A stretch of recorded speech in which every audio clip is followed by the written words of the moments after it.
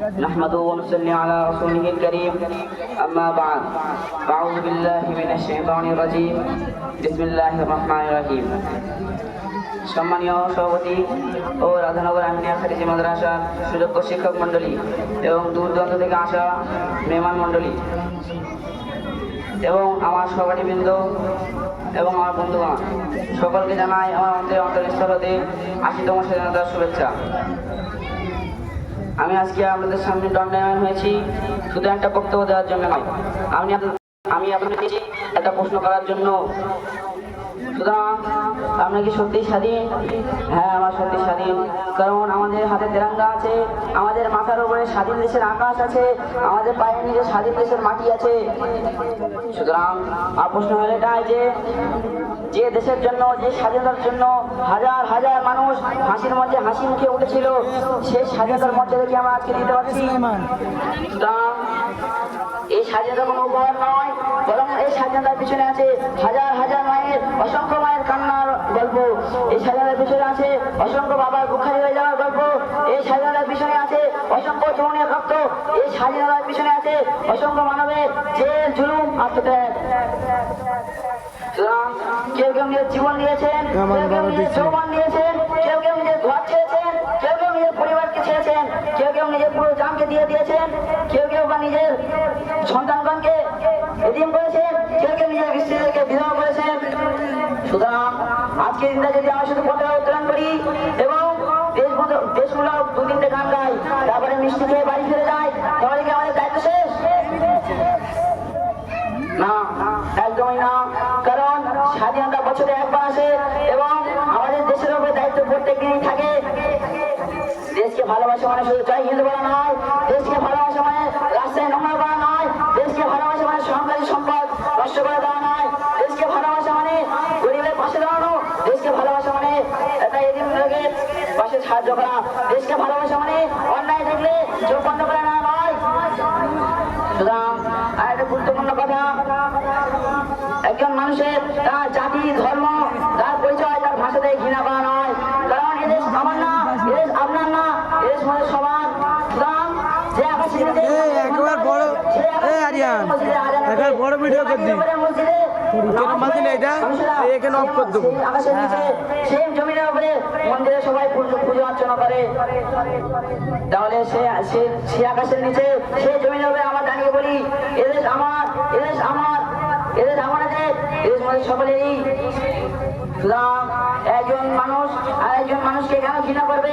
একজন মানুষের জাতি তার পরিচয় হতে পারে, একজন মানুষের নাম তার পরিচয় হতে পারে, একজন মানুষের সংস্কৃতি তার পরিচয় হতে পারে।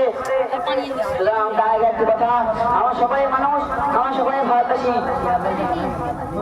একজন সৎ মানুষ একটা তার পরিবারকে বদলাতে পারে এবং একটি সৎ পরিবার একটি সমাজকে বদলাতে পারে, একটা সৎ সমাজ পুরো দেশকে বদলে দিতে পারে।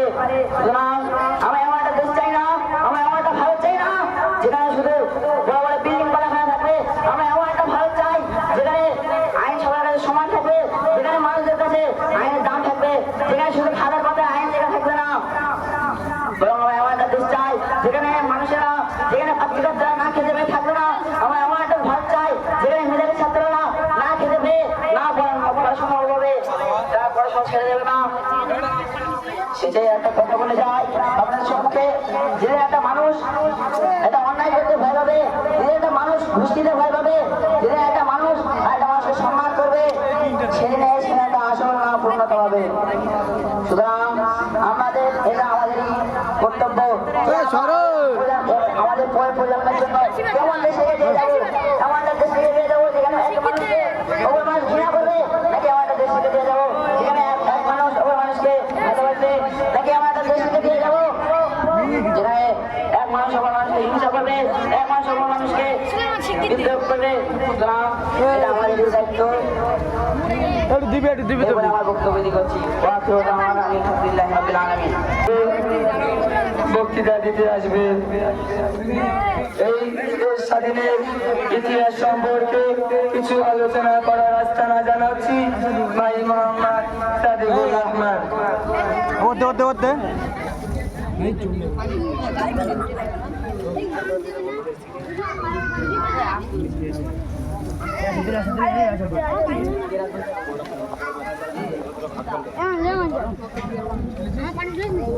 আসসালামু আলাইকুম ওয়া রাহমাতুল্লাহি ওয়া এই বারাকাতুহু। এরা কারা বলছে না উল্টো চালাচ্ছে নাহমাদুহু ওয়া নুসাল্লি আলা রাসূলিহিল কারীম। আম্মা বা'দ। আউযু বিল্লাহি মিনাশ শাইতানির রাজীম। বিসমিল্লাহির রহমানির রহিম। আলবাদ একটু পানি দে আলবাদ সর্বপ্রথম সেই মহান রব্বুল আলামিনের প্রতি কৃতজ্ঞতা আদায় করি, তিনি আমাদেরকে এই বড়দিন এই কলা ভাঙা বসতে পারিস না স্বাধীন করে আমাদের হাতে তুলে দিয়েছেন, সেই মহান রব্বুল আলামিনের দরবারে আলবাদ শুকরিয়া আদায় করি। সকলে বলি আলহামদুলিল্লাহ। বসতে পারিস তারপরে বলে জানাই, আমার সামনে বসে থাকা আমার ভাই এবং বন্ধুরা এবং দূর দূরান্ত থেকে আসা মেহমানদেরকে এবং আমার প্রাণের হস্তান্তরদেরকে জানাই আলবাদ কখন চাইজ বলদিন ৮০তম স্বাধীনতা দিবসের সব বঞ্চনা এবং শুভেচ্ছা। তো আমাদের এই প্রিয় দেশ ভারতবর্ষ আজ স্বাধীনতার ৭৯তম বছর পার করে ৮০তম বছরে পদার্পণ করেছে। এই ঐতিহাসিক খুশির দিনে আমি সকল দেশপ্রেমিকদেরকে জানাই আমার অন্তরস্থল থেকে শ্রদ্ধা এবং সালাম। সমস্ত দেশপ্রেমিকদের অবদান, তার মধ্যে ১ কোটি মুসলমানের জেল হাজতে আত্মত্যাগ এবং ফাঁসি হওয়া ৫ লক্ষ মুসলমানের প্রাণের বিনিময়ে আজ আমাদের এই প্রিয় ভারতবর্ষ স্বাধীন। সেই দেশ মুছে যাওয়া ইতিহাস চেপে যাওয়া কিছু বীর শহীদদের নাম আজ আমি আপনাদের সম্মুখে সংক্ষেপে উল্লেখিত করব। সর্বপ্রথম জানাই, হামদর্দ এবং কংগ্রেস নামক দুটো পত্রিকা ছিল, যে পত্রিকায় সর্বদাই ব্রিটিশ বিরোধী লেখালেখি হতো এবং মানুষদের কাছে পৌঁছে দেওয়া হতো। সেই পত্রিকার সম্পাদক ছিলেন মাওলানা মোহাম্মদ আলী এবং শওকত আলী, যাদেরকে এই ব্রিটিশ বিরোধী পত্রিকা লেখালেখির জন্য ৫ বার দীর্ঘমেয়াদী জেল খাটতে হয়েছিল। তারপরে আমরা যদি আরো আগে যাই, আরো দেখি, তাহলে দেখতে পাবো স্বাধীনতা সংগ্রামে মুসলিমদের অবদান কতটুকু আছে। এবারে আসি অসহযোগ আন্দোলন নিয়ে। মহাত্মা গান্ধীর নেতৃত্বে যে অসহযোগ আন্দোলন হয়েছিল, সেই অসহযোগ আন্দোলন কংগ্রেস এবং খোদাই খেদমতগার নামক দুটি পত্রিকার ছত্রছায়া হয়েছিল। আব্দুল গফফার খান খোদাই খেদমতগারকে ব্রিটিশ বিরোধী সংগঠন হিসেবে তৈরি করেছিলেন, যার কারণে তারা জেল হয় এবং তিনি মৃত্যুবরণ করেন। কিন্তু আজ ইতিহাসের পাতা যদি দেখা যায়, যদি আজকে ইতিহাসের পাতা খোলা হয়, তাহলে আব্দুল গফফার খানের নাম ইতিহাসের পাতায় পাওয়া যাবে না, কিন্তু মহাত্মা গান্ধীর নাম ইতিহাসের পাতায় পেয়ে যাবেন। প্রিয় শ্রোতা মন্ডলী, আপনি ভাবলে অবাক হয়ে যাবেন, নেতাজি সুভাষচন্দ্র বসুর স্বাধীনতা সংগ্রামে এত অবদান রয়েছে। সেই স্বাধীনতা সংগ্রামে সুভাষচন্দ্র বসুর সর্ব জায়গায় অবদান রয়েছে। নেতাজি সুভাষচন্দ্র বসুর রাজনৈতিক গুরু ছিলেন একজন মুসলমান, যার নাম ছিল ওবায়দুল্লাহ সিন্ধি। তিনি ব্রিটিশ বিরোধী রাজনীতি করার জন্য ইংরেজদের কারাগারে বন্দী হন এবং সেখানে তার মৃত্যু হয়ে যায়। কিন্তু ইতিহাসের পাতায় নেতাজি সুভাষচন্দ্র বসুর নাম সোনার অক্ষরে লেখা আছে, কিন্তু তার রাজনৈতিক গুরু ওবায়দুল্লাহ সিন্ধির নাম ইতিহাসের পাতায় সেরা পাতায় দেখা পায়নি। আর কত বলবো স্বাধীনতা সংগ্রাম মুসলিমদের অবদান, যতই বলি ততই বুকে ব্যথা লাগে। এটার জন্য আর একজন বীর মুক্তিযোদ্ধার নাম নিয়ে আমি আমার বক্তব্য শেষ করবো, যার নাম হলো আহমদুল্লাহ। তিনি সমস্ত ভারতবাসীর মুসলমান সহ অন্যান্যদেরকে নিয়ে সংগ্রামে নেমেছিলেন এবং ব্রিটিশদের গুলির ভয় না করে নিজের জানকে ফিরিয়ে দিয়ে কঠিন নির্মমতা সহ্য করে মাটি কামড়ে ধরে আন্দোলন চালিয়ে যাচ্ছিলেন। এমন সময় একদিন ব্রিটিশদের সরকার ঘোষণা করে দিল, আহমদুল্লাহর মাথার দাম হলো ৫০,০০০ রুপি, অর্থাৎ যে আহমদুল্লাহর মাথায় কেটে আনতে পারবে তাকে তখনকার সময়ে ৫০,০০০ রুপি দেওয়া হবে। এই কথা শোনার পরে সেই দেশের একজন ইমাম গদ্দার জমিদার জগন্নাথ বাবু ইংরেজদের হাতে হাত মেলায় এবং ৫০,০০০ টাকার লোভে আহমদুল্লাহকে তার বাড়িতে দাওয়াত করেন এবং একটি পানে বিষ মিশিয়ে খেতে দেয়। যখন আহমদুল্লাহ সেই বিষ মিশানো পান খায়, তিনি মৃত্যুর কোলে ঘুরে পড়েন এবং অবশ্যই তিনি মৃত্যুবরণ করেন এবং তারা সেই কঠোর আন্দোলন আস্তে আস্তে স্তব্ধ হয়ে যায়, বন্ধ হয়ে যায়। কিন্তু এটাই নয়, যখন ব্রিটিশরা জানতে পেরেছিল স্বাধীনতা সংগ্রামে মুসলিম বিপ্লব বেড়ে চলেছে, তখন তারা ঘোষণা করে দিল, ভারতবর্ষ থেকে সমস্ত আলেম ওলামাকে সরাতে হবে, সমস্ত আলেম ওলামাকে শূন্য করতে হবে এবং তাদেরকে মারার হুকুম দিয়ে দিল। গত 2 বছরের মধ্যে তারা প্রায় 14,000 আলেম ওলামাকে ফাঁসি করতে শুনেছিল। দিল্লিতে একটি রোড ছিল, সে রোডের গা দিয়ে গাছ লাইন দিয়েছিল, সে লাইন দিয়ে গাছের উপর প্রত্যেকটা গাছে মুসলমানদের আলেমা ওলামাকে ফাঁসির দড়িতে ঝোলানো হয়েছিল। ফাঁসির দড়িতে ঝোলানো হয়েছিল। শ্রোতা মণ্ডলী,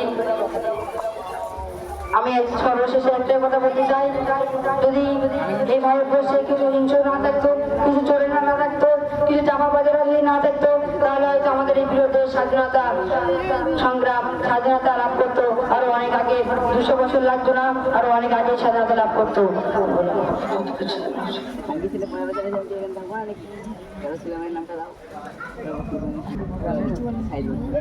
আলহামদুলিল্লাহ,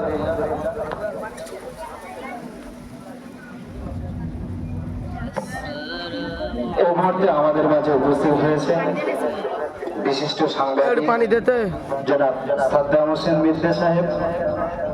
আমরা কম বেশি জানি, ইতিপূর্বে রাধানগর আমিনিয়া মাদ্রাসায় অনুষ্ঠান হয়েছে। সে অনুষ্ঠান একাধিকবার আপনজন পত্রিকা, একটা দৈনিক পত্রিকা, সেখানে মাদ্রাসার খবর ছাপা হয়েছে। নতুন সমাজ পত্রিকায় মাদ্রাসার খবর ছাপা হয়েছে। সবই আল্লাহর ইচ্ছা। তবে যিনি ওসিলা হয়েছেন তিনি হচ্ছেন জনাব সাংবাদিক সাদ্দাম হোসেন মির্জা সাহেব। তিনি আমাদের মাঝে উপস্থিত হয়েছেন। তো তাকে আমরা ব্যাজ এবং উত্তরীয় পরিয়ে বরণ করে নেব। তাকে ব্যাজ এবং উত্তরীয় পরিধান করাবেন আমাদের মাদ্রাসার স্বনামধন্য শিক্ষক জনাব মাওলানা মকিবুল ইসলাম সাহেব।